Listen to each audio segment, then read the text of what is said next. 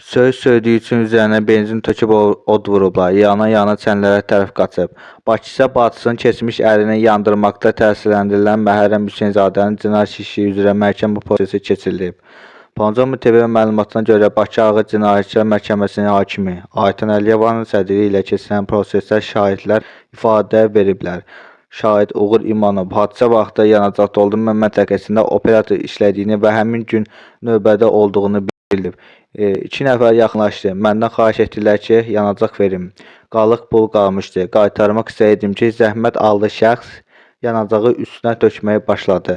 Məhərrəm onu tutub, gəl evə gedək, cəmaatın içində özünü pis vəziyyətdə qoyma dedi. Köməyə adam çağırmağa getdiyim üçün yanğının necə baş verdiyini görmədim. Digər şahid Amin Baxşazadə isə hadisə günü kameralara nəzarət etdiyini deyib. Kameralardan gördüm ki, 2 nəfər yanacaq doldurma məntəqəsinə yaxınlaşdı. Necə baş verdiyini anlamadım. Birdən yanğın başladı. Sonradan adının zəhmət olduğunu öyrəndiyimiz şəxsin yana-yana çənlərə tərəf qaçıb yandım deyə qışqırdığını görəndə özümü itirdim. Tez qaçıb ona kömək etməyə çalışdıq ki, çənlərə yaxınlaşmasın.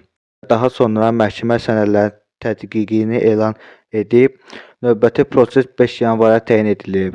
Xatırladaq ki, Məhərrəm Hüseynzadə 2025-ci ilin may ayının 29-da gecə saat 1 radələrində ailəsi ilə birlikdə yaşadığı Nizami rayonu Fəzəliyev küçəsi 2 ünvanında olduğu vaxt bacısının keçmiş əri Zəhmət Əhmədov sərxoş halda evə gələrək səs-küy yaradıb.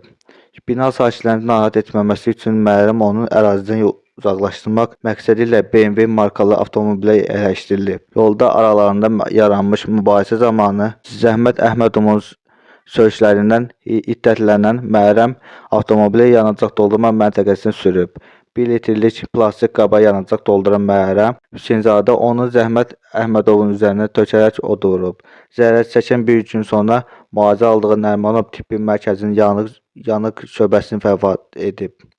Məhərrəm Hüseynzadə həbs olunub. Ona qarşı cəminin 120.2.4 qəsdən adam öldürmə, xüsusi amansızlıqla və ya ümumi təhlükəli üsulla törədilmə maddəsi ilə ittiham irəli sürülüb.